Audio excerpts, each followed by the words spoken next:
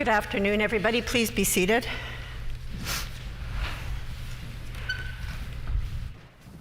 The House will consider further condolence motions this afternoon. The Honourable First Minister.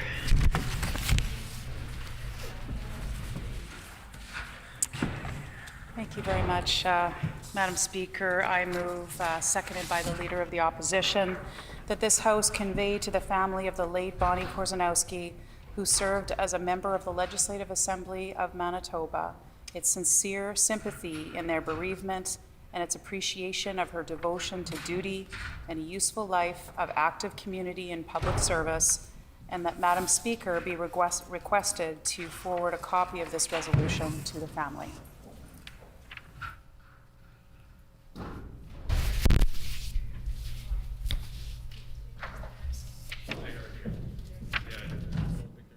It has been moved by the Honourable First Minister, seconded by the Honourable Leader of the Official Opposition, that this House convey to the family of the late Bonnie Korzeniowski, who served as a member of the Legislative Assembly of Manitoba, its sincere sympathy in their bereavement and its appreciation of her devotion to duty in a useful life of active community and public service, and that Madam Speaker be requested to forward a copy of this resolution to the family. The Honourable First Minister. Madam Speaker, I stand today to pay tribute to our departed colleague and friend Bonnie Korzeniowski, who passed away on October 15th, 2019. On behalf of the Manitoba government and the entire Progressive Conservative caucus, I wish to extend my condolences to Bonnie's 4 children, Karen, Catherine, Brian, and Alexis, as well as her 8 grandchildren and 7 great-grandchildren. Bonnie faithfully served as the NDP MLA for St. James for over a decade, from 1999 to 2011.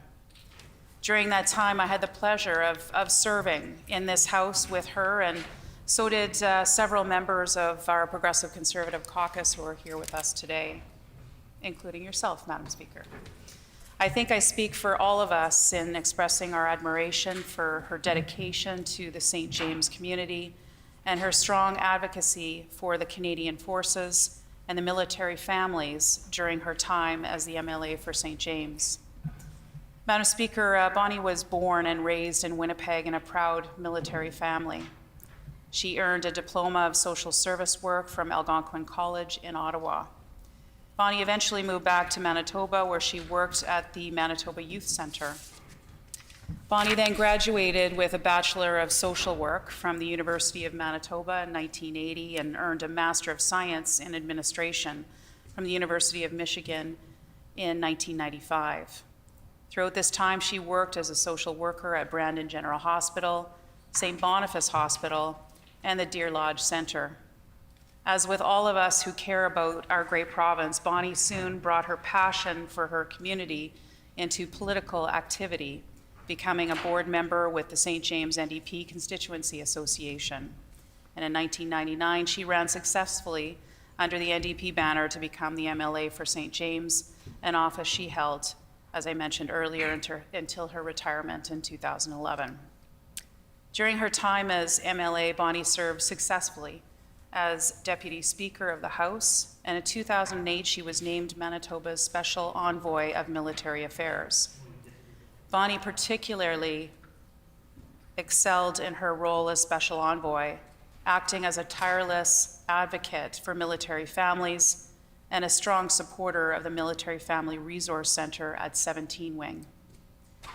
But perhaps Bonnie's proudest achievement was advocating for the renovation of the Women's Tribute Memorial Lodge Heritage Building at Deer Lodge Centre, which eventually became the Movement Disorder Clinic. The clinic has become an important place for the treatment of a broad spectrum of movement disorders, including Parkinson's disease. Madam Speaker, Bonnie Korzeniowski led a full life of service to our province. Her unwavering dedication to the people of St. James and the military family she cared so much about is a shining example to all of us. Before I conclude, I just wanted to share a little story about Bonnie Korzeniowski. One day in this very chamber, I was in the opposition at the time, and Bonnie came around. I think she was military envoy at the time. And she came around and she was looking at me. And I said, okay. And she said, so I think you have 2 young children, don't you? I said, yes, I do. And she said, you know, we're looking for a home for one of our pets, a bunny. And so she said, would your kids be willing to come and have a look at the bunny just to see if maybe you want to keep the bunny? Well, we all know what happens when you take kids to meet pets for the first time. Of course, what happens is you end up coming home with that pet. So Bun Bun then became a member of our families, was a Korzeniowski, then became a Stephenson. So Bun Bun Stephenson was with our family and my kids for 5 years and brought incredible joy to our kids. So I just wanted to share that with the family, and again, you know, thank them for being here with us today. And obviously, I want to express my condolences to all of your family and to those who had the pleasure of knowing her and serving alongside her, from members of all sides of the House. It's always sad to lose someone that you have had the opportunity to serve with in the chamber as an MLA, and our deepest condolences go to the family. Thank you, Madam Speaker. The Honourable Member for St. James. Thank you, Madam Speaker. It's an honor to have an opportunity to rise today to pay tribute to the memory of an individual who spent their life working in service of her community, her province, and her country, the ex-MLA for St. James, Bonnie Korzeniowski. Bonnie was born in Winnipeg on October 5th, 1941, one of 2 daughters born to Myrtle May Chatterson and Cleveland Sidney Grant. She attended Daniel McIntyre Collegiate in Winnipeg and married her high school sweetheart, Grant Brian Hunt, and moved with him through a series of military postings, mostly in Ontario, and they would eventually have 4 children, Karen, Catherine, Brian, and Alexis, and of course, Brian joins us today with his partner, Veronica. Bonnie returned to Winnipeg after the dissolution of her first marriage, where she went on to work at the Manitoba Youth Centre, where she met Jerry Korzeniowski. Together, they took the big step of going back to university, where she would go on to earn a Bachelor of Social Work in 1980. She and Gerald were married for a total of 38 years before their journey would come to an end. In total, Bonnie actually completed 3 degrees, a diploma in social work in 1974 from Algonquin College in Ontario, a Bachelor of Social Work in 1980 from the University of Manitoba, and a Master of Science in Administration in 1995 from the University of Michigan. Before entering political life, she worked as a social worker for 20 years, first working in Brandon and later working in psychogeriatrics for 12 years at Deer Lodge Centre, including as chair of healthcare professionals for the Deer Lodge Centre. While Bonnie had many accomplishments as a social worker, she went on to become increasingly interested in politics, serving as a board member on the executive of the St. James NDP after her retirement from Deer Lodge Centre. In 1999, at the age of 57, Bonnie decided to run to become the NDP candidate for the newly created riding of St. James. And she, of course, ended up winning the seat and holding it until she decided to leave the role in 2011 so she could spend more time with her family. Bonnie was very successful in the role, and she was very well liked in our community and known as a true constituency politician who had a talent for developing great working relationships with people of all backgrounds. In preparing to offer some words today, I was in fact told that she'd worked on multiple occasions with the current MLA for Kirkfield Park, who was at the time the city councillor for St. James Brooklands, who helped and worked together to organize community cleanups in our beautiful Bruce Park. I actually reached out to the MLA for Kirkfield Park to confirm this, and he graciously followed up with a number of other stories, really great stories about Bonnie and her accomplishments in support of our community, and I'm grateful to him for sharing that. In addition to being great at building relationships, Bonnie knew how to get stuff done. She was instrumental in helping to get funding for the beautiful Sturgeon Heights Community Center, which is an absolute gem in our community and is a place I know where my family and many other families currently go to for programs and hockey, and is just an incredible asset in our neighborhood. She also helped to calm major traffic issues around the Polo Park area through her work in helping to bring the city and the province together to invest in major road work in St. James along St. James Street. And maybe the greatest example of Bonnie's ability to get things done was her success in saving the beautiful Women's Tribute Memorial Lodge building, which had been built in 1932 on the property of the Deer Lodge Center and which was at risk of demolition.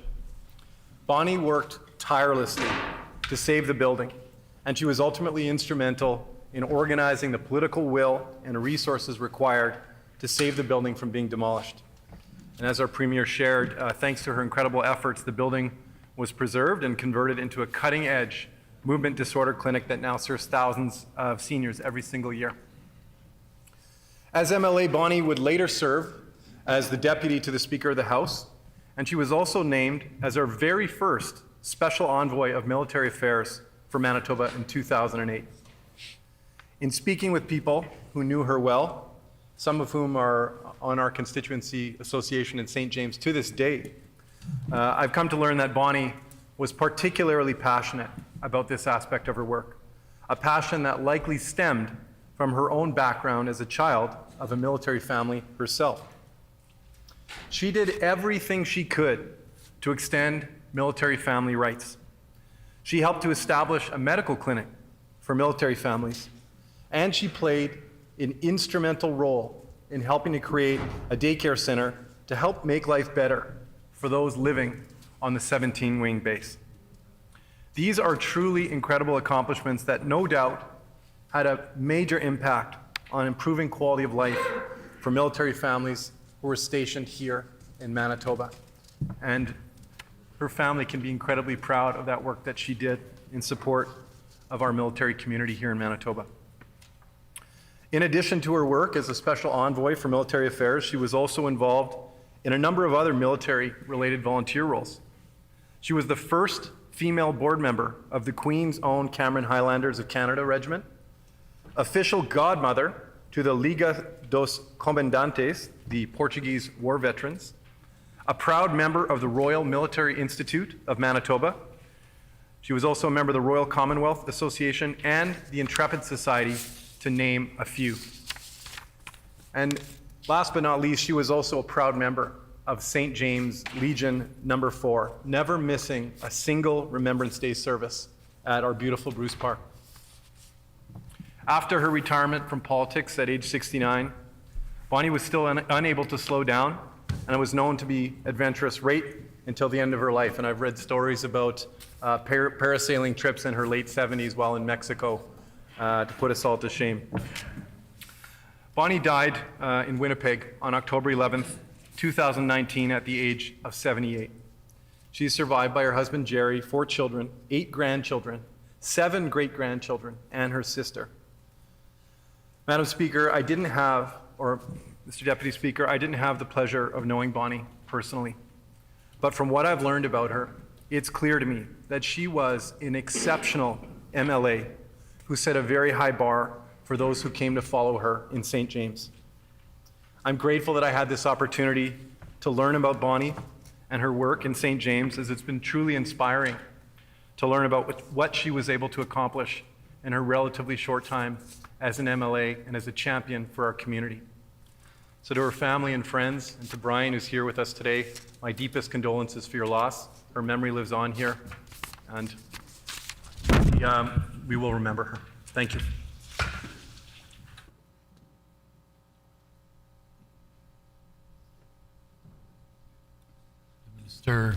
Minister of Seniors and Long-Term Care. Thank you, Mr. Deputy Speaker. I would recognize Bonnie Korzeniowski's family, who is joining us today, as other members have. Thank you for joining us. Mr. Speaker, on behalf of my colleagues in the Manitoba Legislative Assembly, I thank you for the opportunity to speak in the memory of Mrs. Bonnie Korzeniowski, the former MLA for St. James. Bonnie was born on October 5th, 1941, and passed on October 15th, 2019, as has been indicated. Bonnie lived a full life. She made an impact on those around her through the many projects that she took on passionately. Bonnie was born in Winnipeg, and she was raised in a military family. The community of St. James that Bonnie represented housed 17 Wing, as well as one Canadian Air Division. And Bonnie was right at home living in that military environment. She was a valued member of the St. James community that her and I both called home. As a matter of fact, Bonnie resided on Overdale Street, the street that I grew up on, and she actually lived in one of the homes that my father was raised in. If you know the community of St. James, you'll understand how fundamental Overdale Street is to the area. And Bonnie always spoke very fondly of living on Overdale Street, right in the heart of the community that she loves so much. Bonnie had a strong connection to her community. This inspired her to earn her diploma of social service work, and she was always dedicated to serving her community. That's one thing that always impressed me. After some time in the working world, Bonnie continued her education and went on to gain a Bachelor of Social Work, helping people, and that, of course, was her passion. Bonnie eventually made her way to Deer Lodge, where she was the cornerstone of the Getaway Club, a program for those caring for loved ones with Alzheimer's. This was very typical of Bonnie. She always had an understanding of the needs of, in this particular case, seniors in her community. Bonnie also served as chair of healthcare professionals for the Deer Lodge Center, which again is a foundation in St. James. Following her involvement in community advocacy, Bonnie went on to serve as the board member for the St. James NDP party, which began her political life. Bonnie and I agreed on a lot of things, but not everything. I first really got to know Bonnie during her legislative duty as a member of the Legislative Assembly for St. James. I represented the same area as a St. James Assiniboia school trustee. As chair of the board, we spoke many times about how we could work together on various initiatives. Even though Bonnie and I were on opposing sides politically, there were many occasions when I would receive a call to advise me of some of the challenges she really believed that we had to address. And you know what? They were always productive calls, and they were always passionate calls. Bonnie was capable of putting policies aside to work towards a common goal. And Madam Speaker, Bonnie wasn't shy. She had no trouble with expressing her opinions to me, and she expected the same in return. And that's one of the things that I think bonded us on many occasions when we were serving our community. Bonnie always had a genuine dedication of serving. We spoke during my political experience as we had similar paths. We had so much in common. Bonnie represented the proud constituency of St. James, and I also represented the proud constituency of St. James. Bonnie was Manitoba's first military envoy for her government, and I also, too, was Manitoba's military envoy for my government. We had a lot of discussions in regards to similarities and some of the different issues that we had dealt with. During some of our discussions, she spoke so fondly of her experiences supporting Manitoba's military, as well as the peacekeepers that serve us so well. She was so proud and honored to serve in that role. As we all know, Bonnie held her community involvement as a high priority. She was extremely involved and made an effort to attend every event she was able to attend. And as the current member of St. James, it indicated we saw her at many different events. Certainly Remembrance Day was a big, big part of her honor of representing in government, and also too being the military envoy. Bonnie was at the forefront of an important initiative with her community, as indicated, to save the historic Women's Tribute Lodge, which she was so passionate about. Madam Speaker, I liked Bonnie Korzeniowski. I admired the hard work and dedication that she put into working to serve her community. On behalf of our constituents and myself, I express our deepest condolences to her husband Gerald and their children, Karen, Catherine, Brian, and Alexis. I thank you, Bonnie, and rest in peace. The Leader of the Official Opposition. Thank you, Mr. Deputy Speaker, and thank you to my colleagues across the aisle who shared a few words, as well as to Bonnie's successor in the St. James MLA position. I want to begin by offering my sincere condolences to Bonnie's family, and specifically to Brian and his partner Veronica, who are here with us today. We certainly extend our heartfelt sympathies to you at this time. I know it's been a few years now, but I think it's important that you joined us here today to help honor your mom and to help honor such a great servant to the community. And of course, by extension in saying that, I also acknowledge and send condolences to all of her family members, including those who were not able to join us today.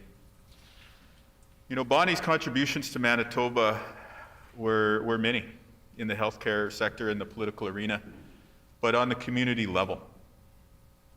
And so, as the St. James MLA, we know that she did important work here on behalf of the people in West Winnipeg to bring forward community level issues on education and on healthcare. And also, she shared a title with you. She was a deputy speaker for a time during her legislative career. And certainly that's a very high honor and an important role. We know that as a member of a military family, that respect for the veterans and admiration for the service of military people in our country was a cornerstone of Bonnie's political orientation and her views on public life. And she was allowed to serve as a military envoy to fulfill that capacity officially, but we know that unofficially she wore her heart on her sleeve in much the same fashion. Longtime member of the St. James Legion, supporter of many veterans organizations and military service organizations, including the Portuguese War Veterans, the Royal Commonwealth Association, and the Intrepid Society. And I think it's a lot of those involvements with the Legions and some of those other veterans groups that led her to get the Queen Elizabeth Golden Jubilee Medal, which is one of the highest honors in the Commonwealth, and certainly recognition of her service. And I had the honor to meet her after I was elected in 2016. She used to come here and visit us. She'd come here, sit in the Loge, which the retired members are allowed to do. And she'd come to the caucus room and talk to us and visit with us and, you know, just kind of, I guess, look for trouble in the halls of the legislature, if you will. And in those conversations that I had with her there in the caucus room or out in community events when we'd bump into each other from time to time, you know, I really soaked up the commitment that she had for this work that she did here at the legislature and how much of an impact that had on her life. We've heard important and good words about the impact she had on the lives of others and the improvements to the communities in St. James and around the city and across the province. But I know that this must have had a tremendous place in her heart, because even for years after leaving politics, she continued to come back and try to maintain that connection. And so I wanted to acknowledge that and just say what a testament that is to her work as an MLA. And of course, I guess late last year, there's a story in the media that many of us may have noticed. There's a young fellow by the name of Grayson.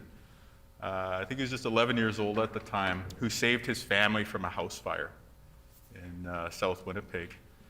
And I was really moved by this, to just hear how this young guy took it upon himself to, you know, respond to the obvious signs of fire, to wake up the family, to ensure that they all made it out to safety. And I was moved by that, so that we had decided to present this young man with a certificate of, appreciation, just as a way to highlight his bravery and to recognize the important work that he did not only for the family, but the act of valor that it represented on behalf of the people of Manitoba to save his household and family members.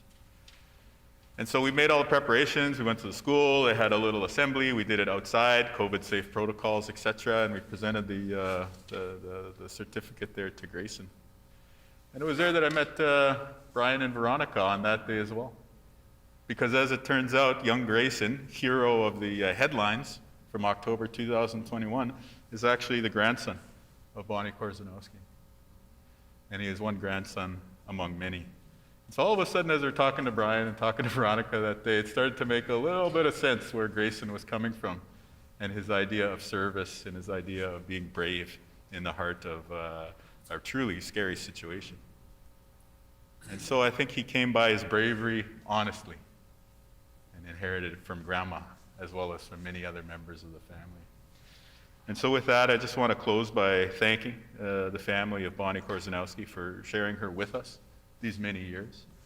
And to tell you that in her work here, her contributions to the legislature, but also very importantly, in the way that her influence will carry out over the years with Grayson and her other children and grandchildren and great-grandchildren, we know that Bonnie's legacy will live on.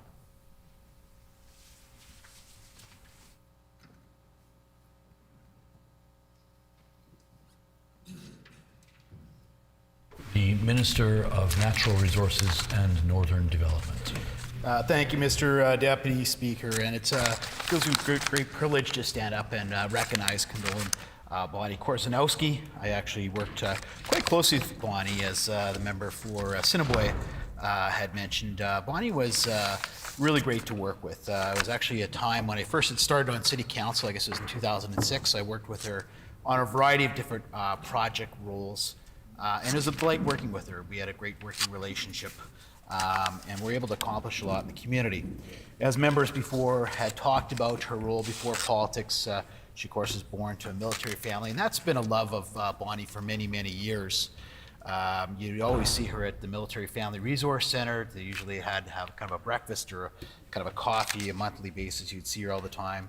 She of course has a background in care and giving in terms of social work at the University of Manitoba, and a Master's of Science Administration from the University of Michigan. She was a member of the St. James Legion, number 4, and anyone I know the member from St. James and other members here know that they have a great tribute on Remembrance Day that happens in Bruce Park.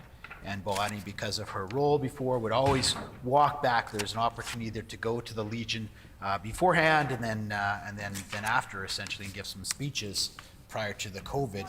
But Bonnie would march with all of the Legionnaires to Bruce Park, which is a great tribute, a great opportunity for anyone that wants to recognize Remembrance Day, the tribute that they have in Bruce Park. And she would always march. I remember that time of year, either it's raining or it's snowing. I remember once where it's, I'm sure it must have been about -20, where they all walked, Bonnie leading the charge, of course, from Legion to Bruce Park.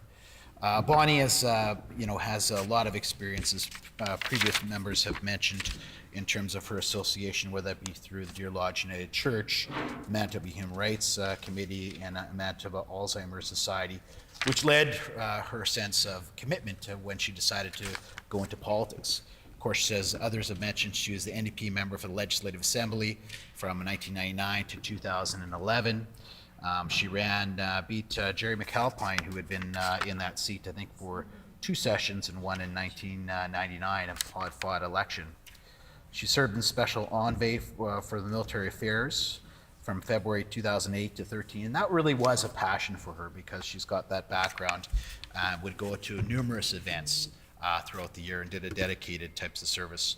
She has served, of course, as the Deputy Speaker and was aboard of the Queen's own Cameron Highlanders of Canadian Regiment, as well as the Military Institute of Royal Commonwealth Association.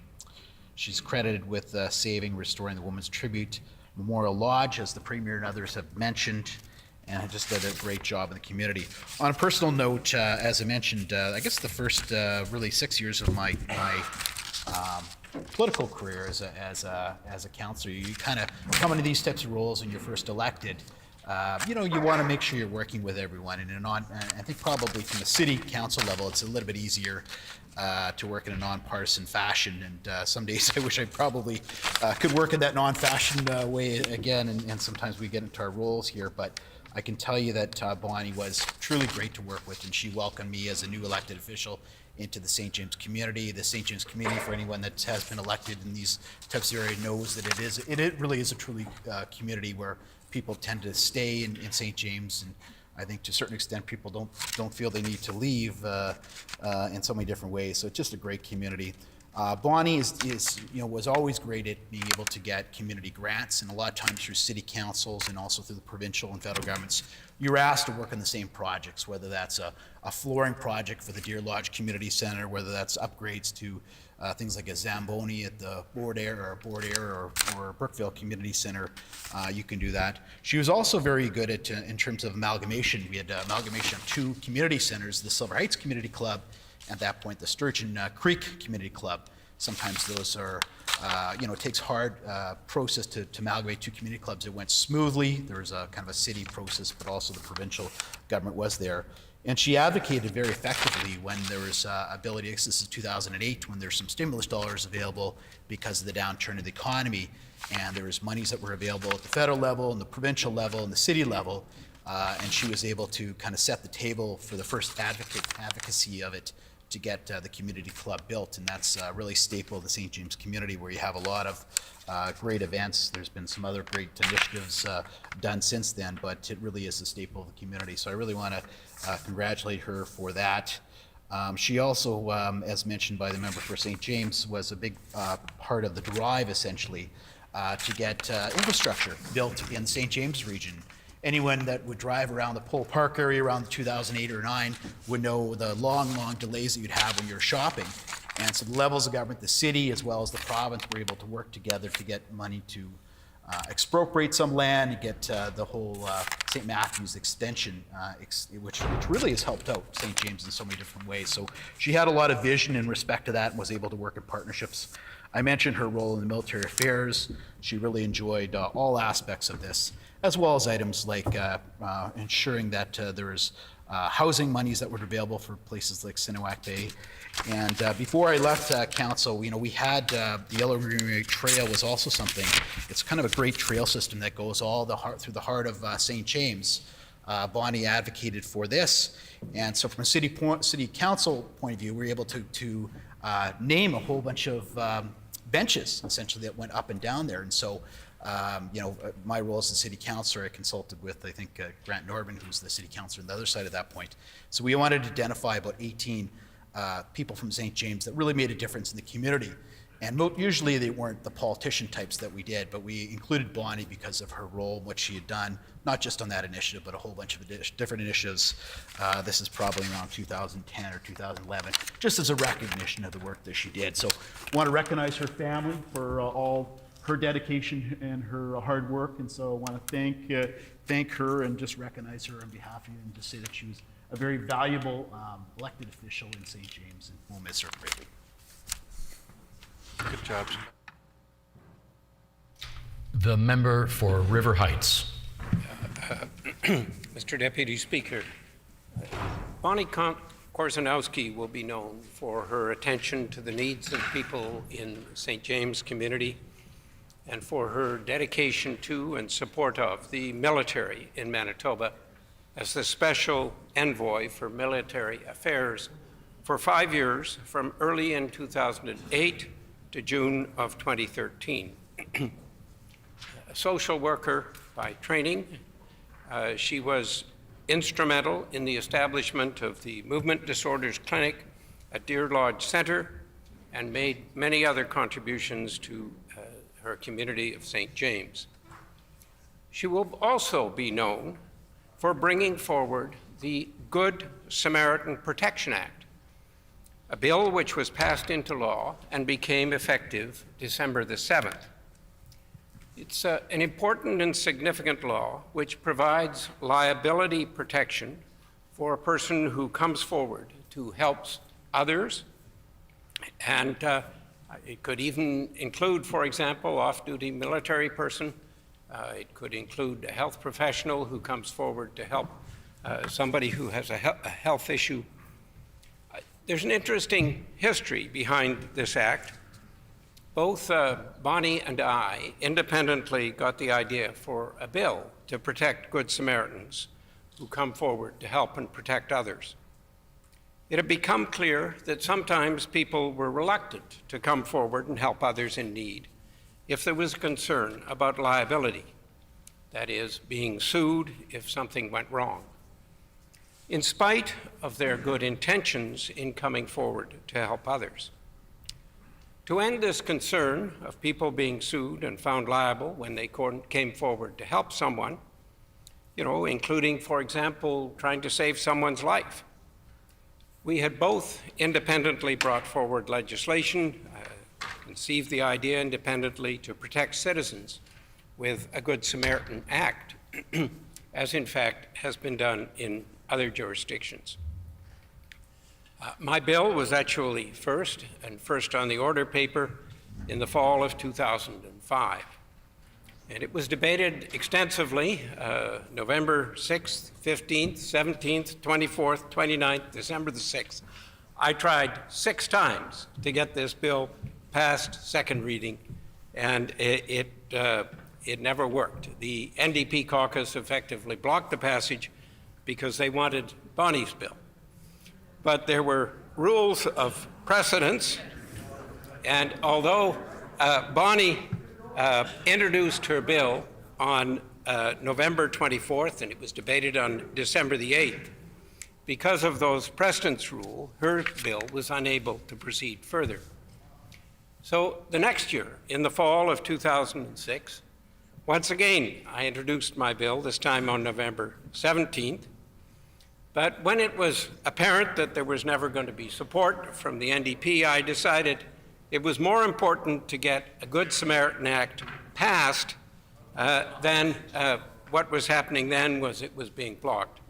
So I approached Bonnie to indicate I would support her bill, and so she moved it for first reading on December 5th, 2006, with me seconding it. It passed second reading later that morning, and passed third reading, receiving royal assent on December 7th, and became law on that day. It was an important bill because without this, some people are reluctant to step forward and help others. It's interesting that surveys in the United States have shown that between 1/3 and 1/2 of all physicians would refuse to stop or render aid to a victim without a Good Samaritan Act in place. It seems extraordinary. I suspect the proportion would be less in Canada, but nevertheless, whatever the proportion is here in Manitoba, this is no longer a concern because of Bonnie's bill. And in Manitoba, with our history of volunteering, it is really important to protect well-meaning volunteers, including people like Grayson, who come forward and do amazing acts, and occasionally something goes wrong, and people need to be protected from liability. We can ask, how much less kind might this world be if people didn't come forward when someone else was in need? We, as humans, would be worse off. But thanks to Bonnie's bill, that won't happen here in Manitoba. When her bill was able to move forward, Bonnie was gracious. She complimented me on my efforts, and we worked together to get the bill passed. She showed she was ready to work with other members of the legislature in other parties to get things done for Manitobans. And for that, we can all remember and thank Bonnie Korzeniowski.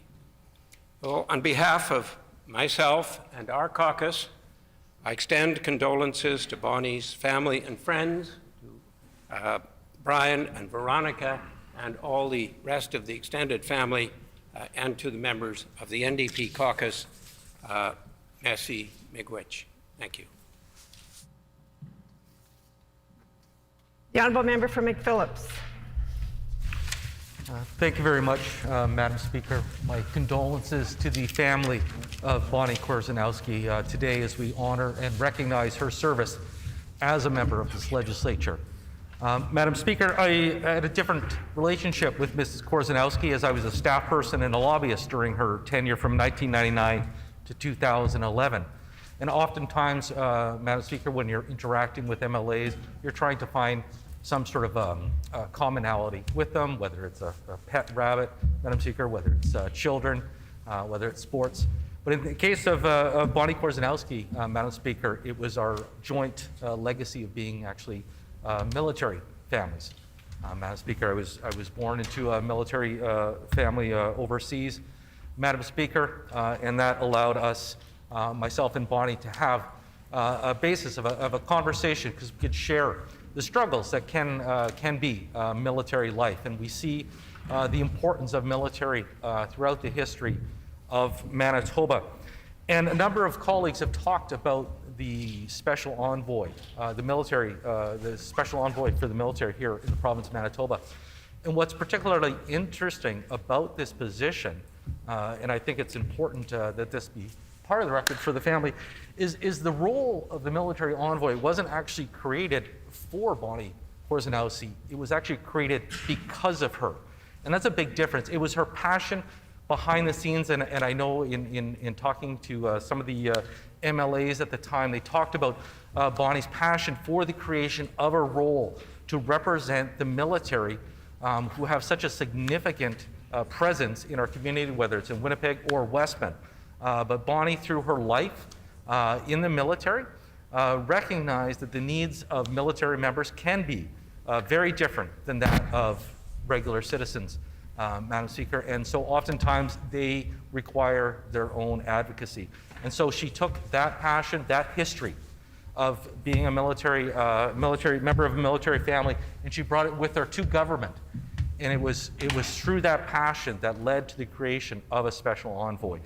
And obviously, not only did Bonnie create that role, but her success in that role was so great that it even went beyond her retirement for 2 years. That's how respected she was within the community for her role as special envoy, that the military members who were interacting with her in leadership over the years and the government of the day wanted Bonnie to continue that role, even though she was leaving her role as the MLA for St. James.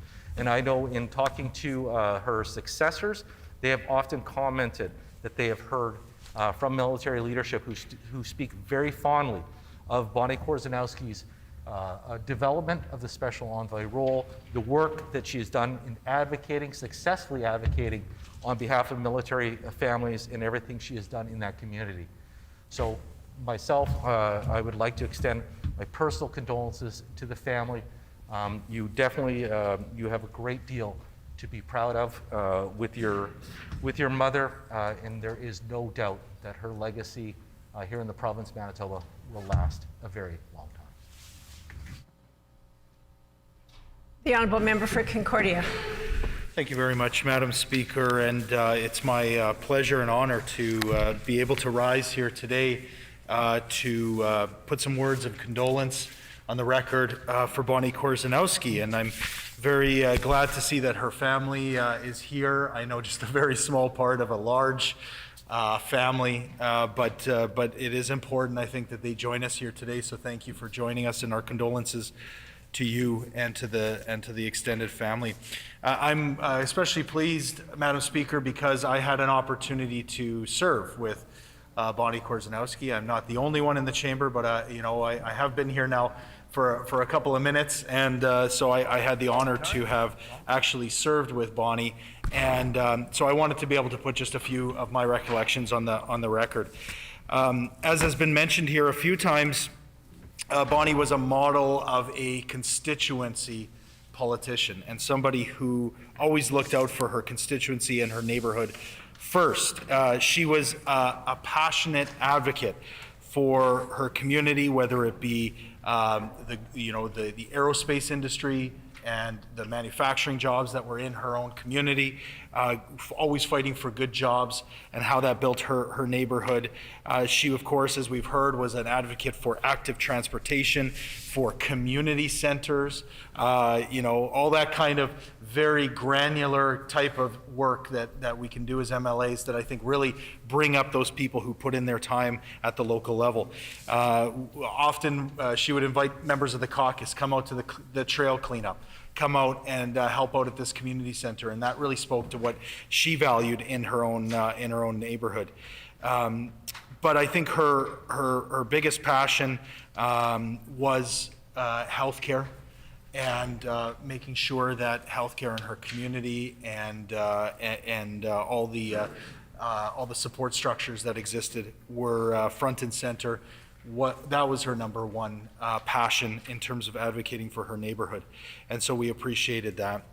Of course, she also was as we've heard, our special envoy for military affairs, and so her advocacy for the Canadian Forces, and as we've heard, her own Legion number 4, but for Legions in general and the community that they generated, was always something that I took very close note of, and I always appreciated her perspective on. But it was also her special recognition of the role that our armed forces play in disaster assistance. And when we talk about the floods and the other disasters that we've encountered in our province in the past, she was always sure to make sure that we recognize the role that our forces played in supporting our communities and looking after us. That was, I think, an angle of her representation that we may have, we otherwise may have missed out on. So I appreciate that she did that. Finally, the other thing that really stuck out to me about Bonnie was that she was an advocate for women in leadership roles and in the legislature. And she served as on the committee of the Commonwealth of Women Parliamentarians. And so in her role as a representative, always wanted to push women to the forefront in leadership roles, and always worked hard to do that. And what struck me about that work was she was always advocating for others. She, of course, was a strong leader and a strong woman leader in her community. But it wasn't herself that she was advocating for. She was always looking to others to push them forward and to push them to the top. And I can tell you, whether it be in the legislature and in the debate that she had here, or whether it be around the caucus table, she was always seeking out the women to push them to the forefront and to advocate for them to be leaders. She was also, of course, a mother and a grandmother and a great-grandmother. And her, her love of her family, I think, also shone through. She also experienced some loss and some tragedy in losing a child, but she spoke very openly and clearly about that. And she was somebody who used that experience and used her full knowledge and experience within her own community and her family life to advocate for those people in her community that needed her support. So just another word of condolences to the family. Thank you for this opportunity to put a few words on the record on behalf of Bonnie. And it really was an honor to know her, to serve with her, to learn from her. And I know that her legacy carries on in our caucus in the words of the members here today. And I know that her legacy will continue on in this place. Thank you very much, Madam Speaker. Is it the pleasure of the House to adopt this motion? Would honorable members please rise and remain standing to indicate their support for the motion?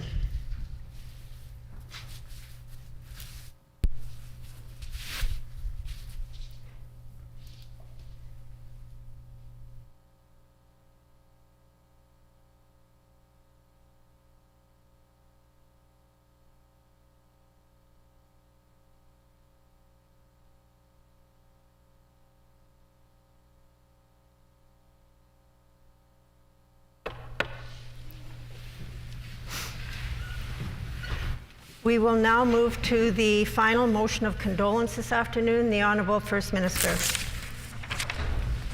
Thank you very much, Madam Speaker. I move, seconded by the Leader of the Opposition, that this House convey to the family of the late Kenneth George Dillon, who served as a member of the Legislative Assembly of Manitoba, its sincere sympathy in their bereavement and its appreciation of his devotion to duty and a useful life of active community and public service, and that Madam Speaker be requested to forward a copy of this resolution to the family.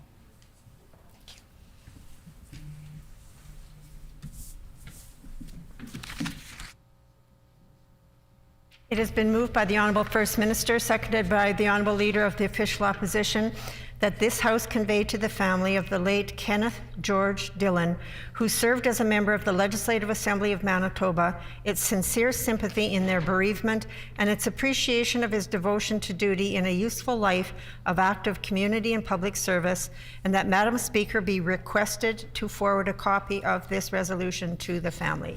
The Honourable First Minister. Madam Speaker, I stand today to pay tribute to the extraordinary life of Mr. Ken Dillon, who served as the MLA for Thompson from 1973 to 1977.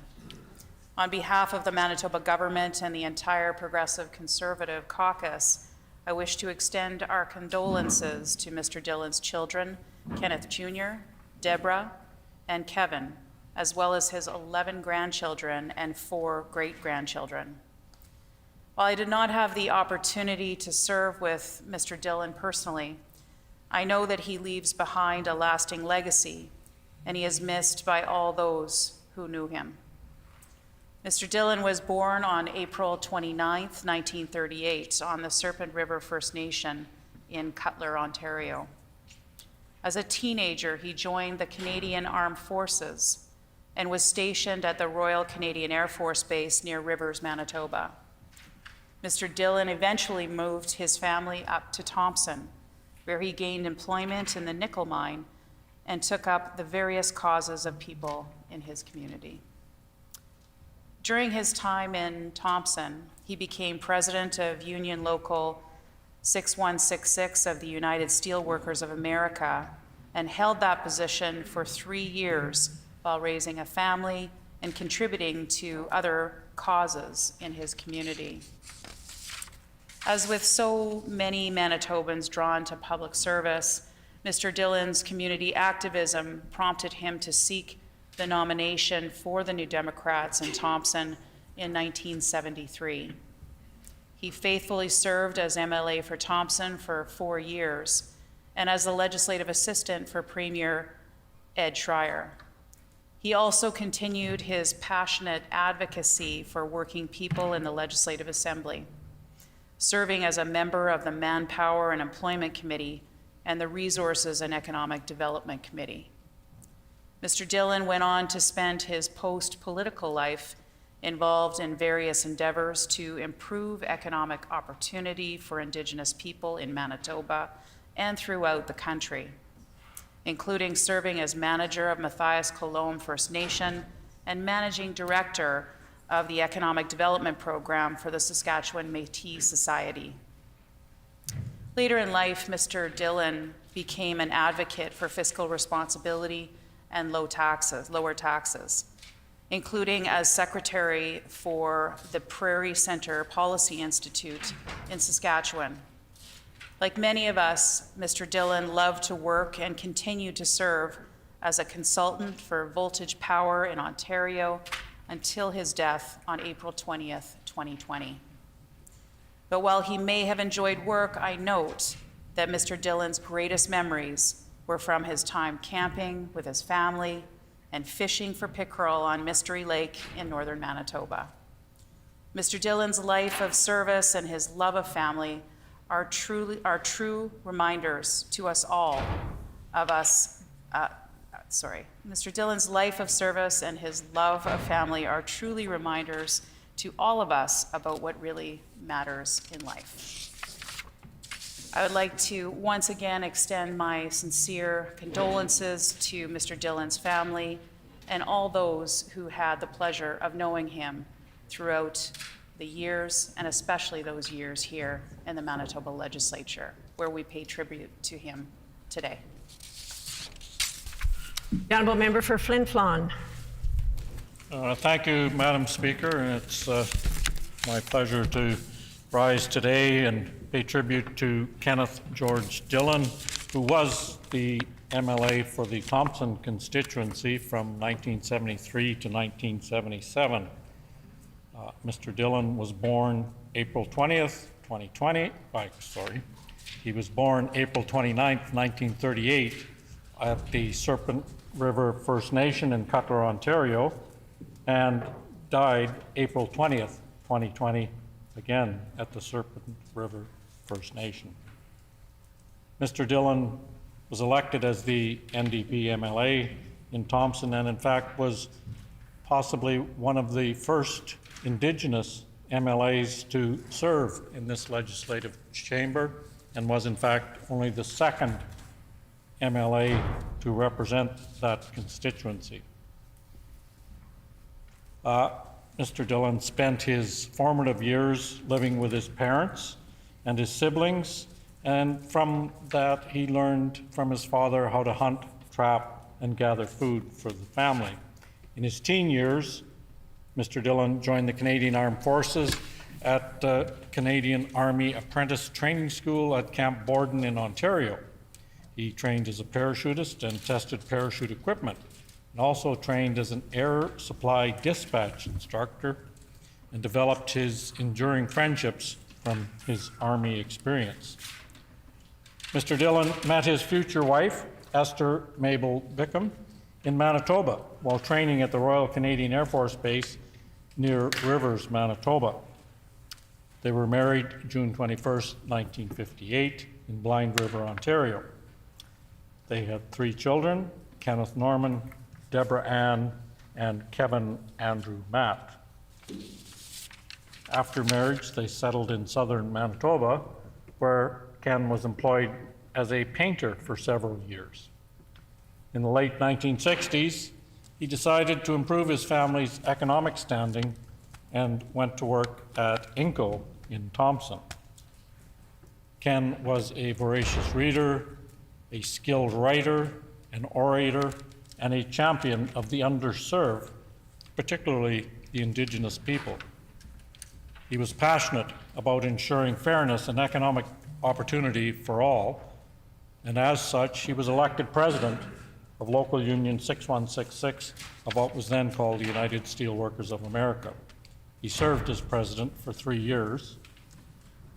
Later, he worked as an industrial liaison officer for Northern Manpower in the PAW. In 1973, Mr. Dillon sought the nomination for the New Democratic Party and was elected to the Manitoba Legislature. He served as legislative assistant to the Premier of Manitoba, Ed Schreier, and his government positions, Ken was responsible for things like labor issues and served as Manpower and Employment Committee member and Resources and Economic Development Committee member. Ken served the Manitoba Legislature and served the citizens of Thompson as their MLA until 1977. Later, Ken went on to become the manager of the Matthias Golom Cree Nation at Pukatawagan, Manitoba, then moving to Saskatchewan, where he was the field coordinator for the Key Lake Board of Inquiry. Later, he served as the managing director of Economic Development Program for the Saskatchewan Métis Society. He was president, chief executive officer of Yellow Thunder Holdings, and founded JLM Foods Limited, where he produced his own bannock mix, just like Mum's. Ken consulted extensively throughout the remainder of his career, and while his political views may have changed, the one thing that was consistent was his passion for standing up for Indigenous people and generally the underserved portions of society. And he maintained that commitment until his death. In fact, at the time of his death, Mr. Dillon was working as a consultant for Voltage Power.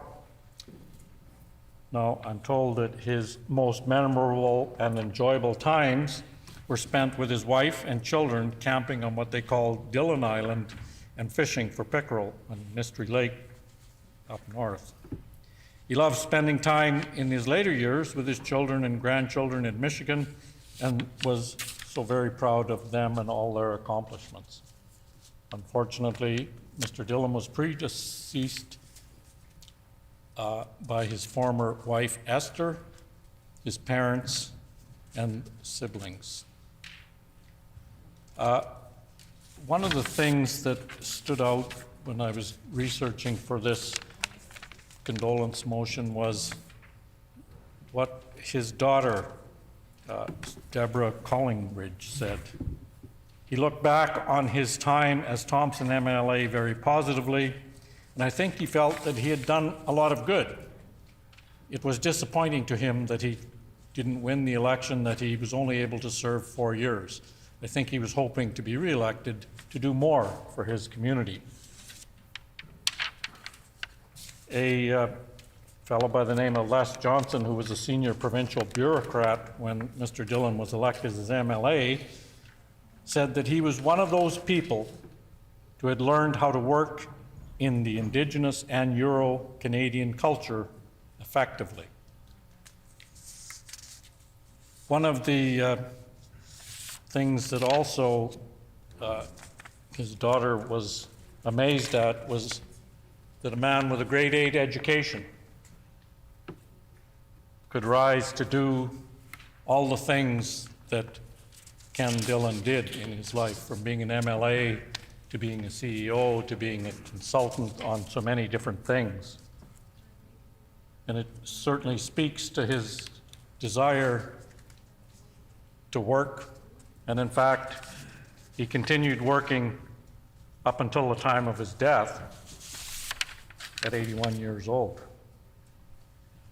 So with those few words, I never had the opportunity to know Mr. Dillon, but I spoke to some political folks that were around back in the days when he was first elected and when he served the folks of Thompson, and certainly their comments without question were that he was such a strong and impassionate vocal person to support Indigenous people in this province, and certainly it was a voice that was needed and is still needed today. So I wish to thank Kenneth Dillon for his service to the people of Thompson, for his service to the people of Manitoba, and share our condolences from this chamber and from the constituency of Thompson with Mr. Dillon's family. Thank you. The Honourable Member for Seine River. Thank you, Madam Speaker, for the opportunity to express my condolences to Ken Dillon's family. The Manitoba Legislative Assembly honors the memory of Ken George Dillon in light of his passing on April 20th, 2020. As a proud member of this assembly, Ken represented the best qualities of a legislator: dignity, integrity, respect for others, and belief in the goodness of public service. He was born on April 29th, 1938 in Serpent River First Nation in Cutler, Ontario. As a young man, Ken's father taught him to live off the land. He was a skilled hunter and trapper. Ken's leadership career began in his community and then extended to serving his country when in his teens he enlisted with the military. In 1954, he enlisted in the Canadian Armed Forces as a paratrooper and equipment specialist. This career required a literal and figurative leap of faith as Ken became a parachutist. After completing his training at the Canadian Army Apprentice Training School at Camp Borden in Ontario, Ken became an equipment specialist and an air supply dispatch instructor. While training at the Royal Canadian Air Force Base near Rivers, Manitoba, Ken met his future wife, Esther. Ken and Esther married on June 21, 1958 in Blind River, Ontario, and together raised 3 children, Kenneth, Deborah, and Kevin. Shortly after leaving the Air Force, Ken began a career as an iron worker. He accepted a job at one of the mines in Thompson, Manitoba. He excelled and quickly became the president of his union. It is this experience that made Ken devote his legislative career and profession to improving equitable economic opportunities for all in northern Manitoba, Saskatchewan, and Ontario. Ken's record of serving others in leadership led him to run for the Manitoba Legislative Assembly. In 1973, Ken was elected as the member for Thompson. He was the second person elected to the electoral district. As a member of the Legislative Assembly, he was the legislative assistant to Edward Schreier, the 16th Premier of Manitoba. Ken also devoted his career to improving economic and food security for Manitoba's northern communities and ensured responsible management for hydro construction. In 1977, Ken received the Queen Elizabeth Silver Jubilee Medal for his commitment to community leadership. His service reflects his respect for the democratic process and commitment to serving all Manitobans. His community and legislative service have been recognized as one of esteem. After serving as an MLA, Ken continued his leadership in the community. In 1977, Ken became the manager at Matthias Colomb First Nations in Puckatawagan. As the manager, he led an esteemed career in consultation work in the uranium industry and served as managing director of the Economic Development Program for the Saskatchewan Métis Society. Given his diverse career history, Ken also served as the president and chief executive officer for Yellow Thunder Holdings Limited, founding JLM Foods Limited. To say that Ken was an accomplished individual is an understatement. In addition to being a leader for his community, Ken was an avid reader, and his love of reading came through in his expertise and knowledge of many fields of his interest. He understood the responsibility of each profession he held and prided himself on his work as a multi-provincial and international leader. Ken's expertise in consulting, more specifically the implementation and managing of hydro dams, took him to Africa, where he worked with local businesses and professionals. Ken excelled in every path of his life. Ken passed away in Cutler, Ontario on April 20th, 2020. He was 9 days shy of celebrating his 82nd birthday. Ken has honored this chamber with his dedicated public service, and we are honored again to reflect on a true leader of Manitoba. Again, I would like to express my condolences to Ken's family. Thank you. The honourable member for River Heights. Madam Speaker, I rise to pay tribute to Ken Dillon. Along the north shore of Lake Huron, the community of Cutler and not far from Spanish on the Serpent River First Nation, Ken Dillon was born and raised. After his education in Sault Ste. Marie and then at the Canadian Army Apprentice Training School in Camp Borden, he moved to southern Manitoba. He married Edith. They were here for a number of years, and then to improve the circumstances financially of his family, he moved, and they moved to Thompson.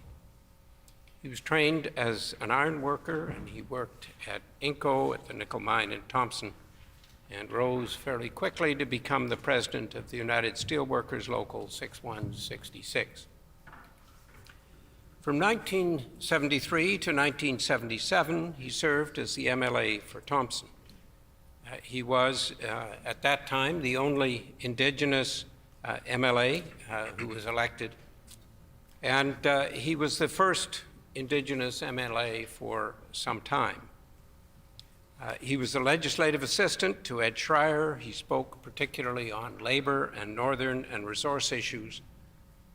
And then after a number of years in Saskatchewan, working in part with the Saskatchewan Métis on economic development, he returned to Manitoba.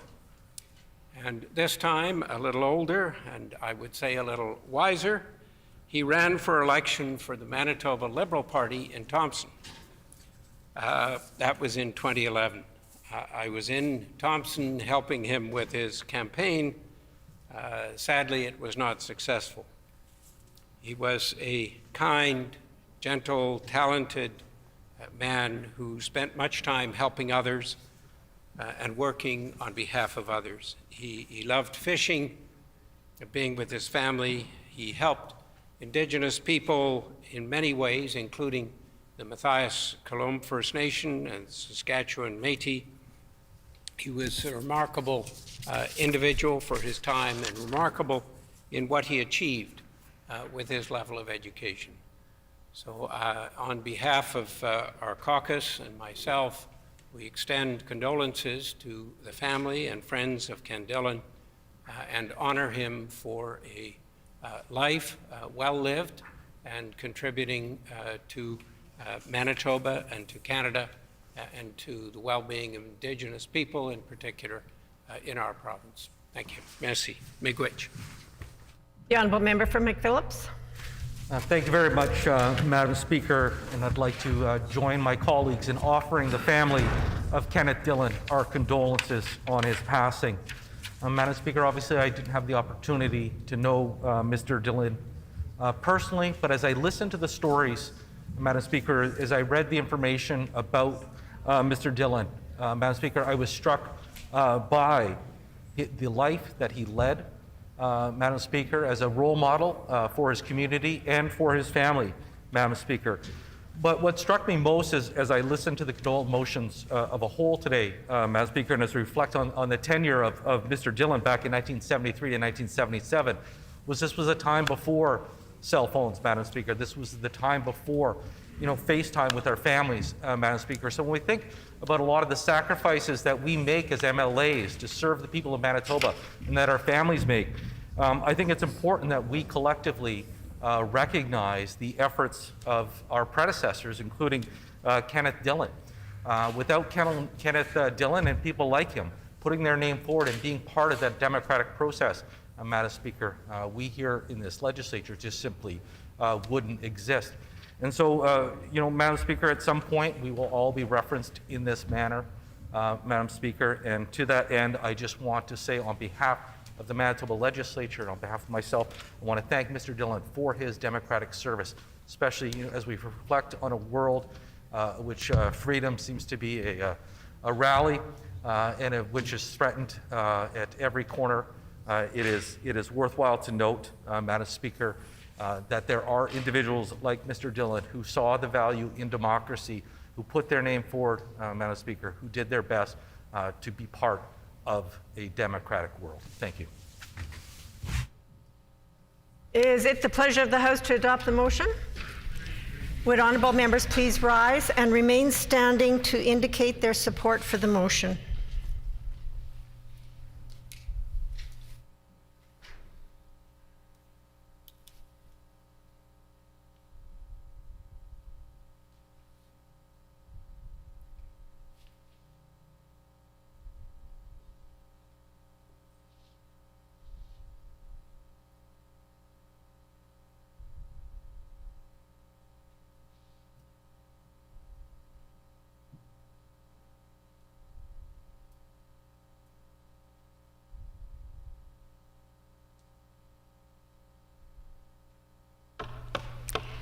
Now that the three condolence motions are completed as agreed by leave, this House will now adjourn and stands adjourned until 1:30 p.m. tomorrow.